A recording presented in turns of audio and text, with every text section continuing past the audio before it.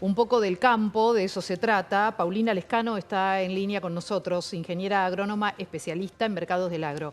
Paulina, un gusto saludarte otra vez, como siempre. ¿Cómo estás? Hola, ¿cómo están? ¿Cómo estás, Paulina? Bien, muy bien. Paulina, bueno, la inflación en la carne, el pan y la leche, hay uno de cada 4 pesos son impuestos. Es Sí, así esto. exactamente. Lo que vos mencionás es el resultado de un trabajo de la Fundación FADA, en donde hacen una segmentación de cómo se llega al precio final que llega, podemos decir, a las góndolas. Y Claro. ese dato es así, es tal cual.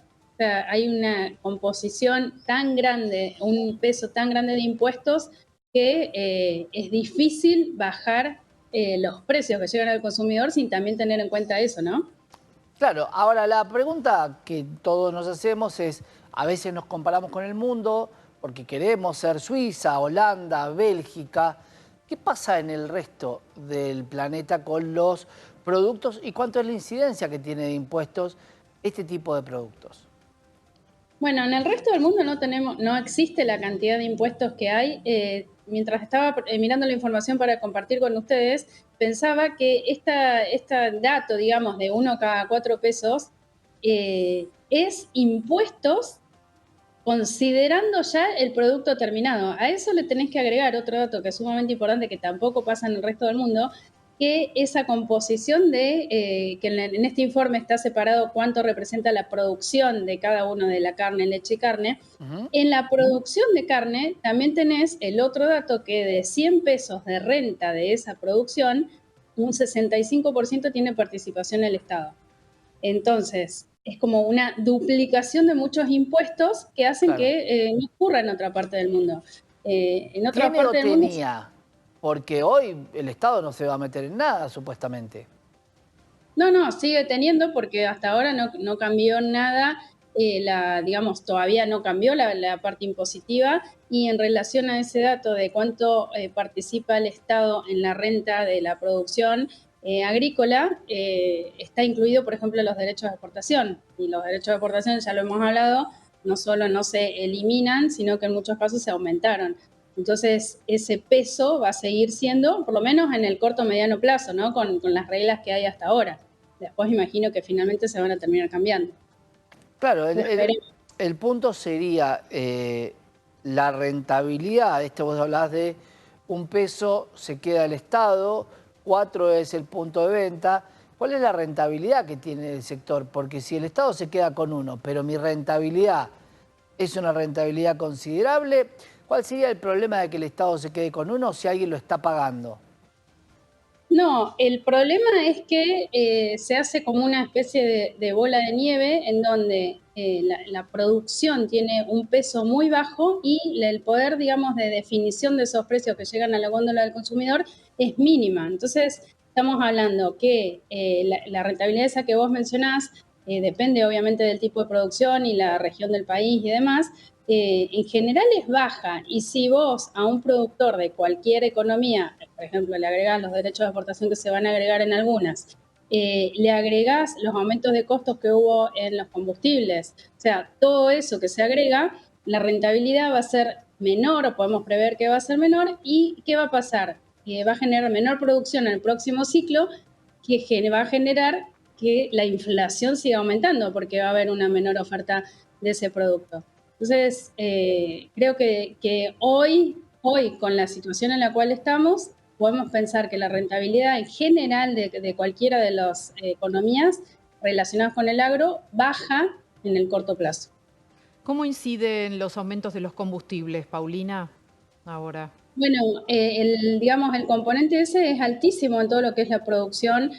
Tengamos en cuenta que tenés desde, por ejemplo, las labores en el campo, ya sea cualquier máquina utiliza gasoil, o sea que cualquier aumento de costos, desde la siembra hasta la cosecha, hasta alguna fumigación, etcétera, todo eso tiene incremento proporcional al aumento del combustible y después tenés que agregar la parte de transporte, por ejemplo, todo lo que se cosecha se tiene que llevar al puerto o a una fábrica, etcétera, también con un flete que aumentó.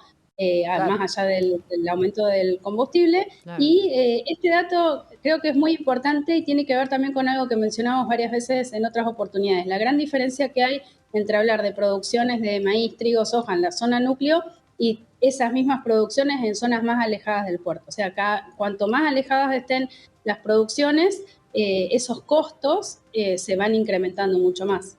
Y vuelven a tener las reglas de juego cambiadas, tanto que se le criticaba al gobierno anterior de cambiar las reglas. Hoy las reglas también son cambiadas a partir de una devaluación del 118% y un glifosato que está a tipo de cambio, si querés importarlo, a tipo de cambio oficial. Ya no pagás 300 el glifosato, que te daba también un margen de ganancia y de utilidades. Hoy estás pagándolo a 800, todo lo que es importado, todo lo que es maquinaria agrícola. Por ende, siempre los gobiernos están haciendo lo que mejor le hace al país, o por lo menos eso creemos, y eso obviamente involucra a sectores. En algún momento le tocó la renta financiera, cuando el campo decía, bueno, los que especulan con los números está bien que paguen. Los que pagaban la renta financiera dicen, está bien que pague el campo las retenciones al agro, porque de eso le entran los dólares a la Argentina, porque acá hay una gran cuestión. Si yo saco todo tipo de retenciones, ¿cómo entran los dólares a la Argentina si me los pide un importador? Al mismo precio, antes de encima se perdía plata. ¿Cómo voy a retener dólares por la exportación si me lo va a pedir un importador?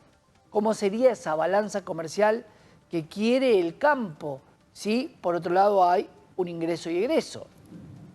Sí, la situación que vos estás comentando tiene que ver con que también es un aumento de costo para todas las producciones, que como vos mencionaste, hay un tipo de cambio exportador que está por debajo del tipo de cambio importador. Entonces ahí se genera ese encarecimiento de insumos para el agro que también es adicional.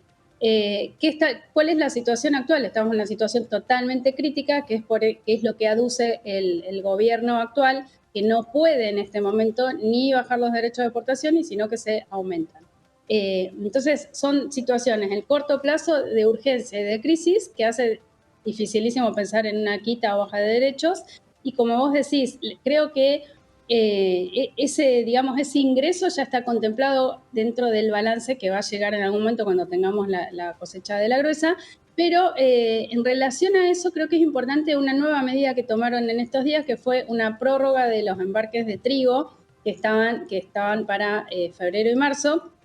Eso va en contra de esa necesidad de ingreso de dólares que vos estás mencionando. Entonces, se siguen tomando algunas medidas que, más allá de que son de urgencia, generan cierta inquietud desde el agro, porque no solo pueden afectar los precios para el productor, sino también el ingreso de divisas en el corto plazo. Entonces, Bueno, claro, ahí urgencia y emergencia se está utilizando mucho. El campo argentino hoy, Paulina, vos que sos una especialista en esto, ¿está en emergencia? no, el campo no está en emergencia, sí viene de dos campañas pasadas muy malas, en donde las esperanzas o expectativas de recomponer también la parte financiera se están dando con la siembra, o sea, con la cosecha que hubo de trigo que está habiendo y con la siembra de maíz, soja, girasol, etcétera.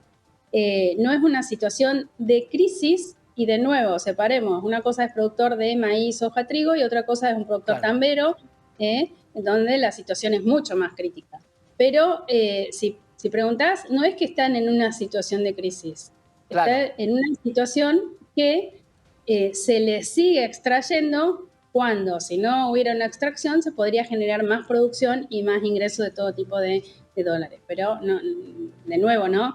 Diríamos como de desestabilización constante y no tanto de crisis, sino como una cosa Sí, y de nuevo creo que no, es súper importante siempre tener bien claro de quién estamos hablando, ¿no? De nuevo, un productor zona núcleo de soja, maíz y Claro. trigo es una cosa. claro. Un productor tambero, que también lo hemos mencionado acá en varias ediciones con ustedes, que está viendo si cierra o no cierra el tambo, está en una situación realmente crítica. Entonces, es difícil hacer una generalización. Lo mismo que en economías regionales, con este proyecto de aumento de derechos de exportación, por ejemplo, la industria manicera, que venía con impuestos, en algunos casos 0%, otros 5%, etcétera, que lo lleven al 15%, o sea, le cambia por completo los números Claro. a la Sin duda. industria en general y al Sí, productor. Entonces, en el caso de la parte láctea, me pregunto si no tiene que ver con el intermediario, ¿no? Porque el productor le vende a una gran empresa láctea que se dedica a esto,